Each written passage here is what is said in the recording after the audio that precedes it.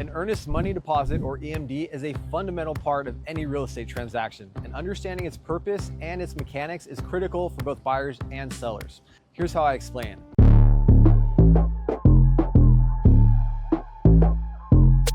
Drawing from my experience as a top-producing, negotiation-focused realtor. What is an EMD?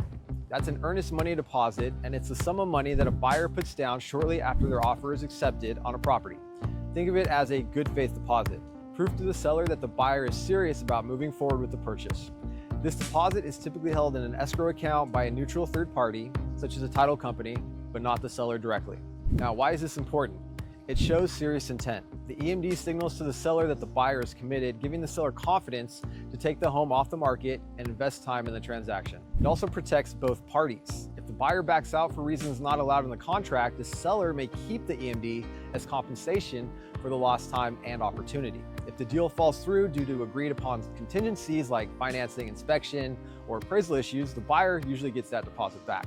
Standard practice. In competitive markets like here in Silicon Valley, in a competitive offer, an EMD will usually be 3% or higher of the purchase price. Now, how does it work? Typical amount of the EMD usually ranges from 1 to 3% of the purchase price, but can be higher in hot markets as mentioned. Payment process. Buyer typically writes the funds or provides a cashier's check to the escrow holder within a few days of offer acceptance, often just one business day here in Silicon Valley.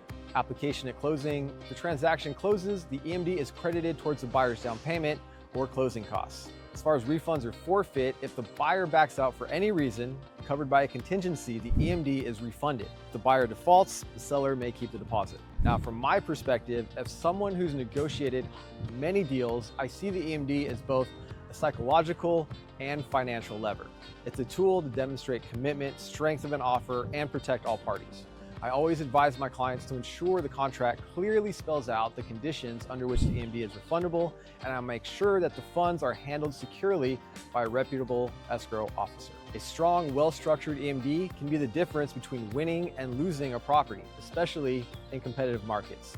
But it's equally important to protect your interests with well-written contingencies and clear timelines. Once again, I'm Adam, here to educate and navigate, not speculate and fabricate.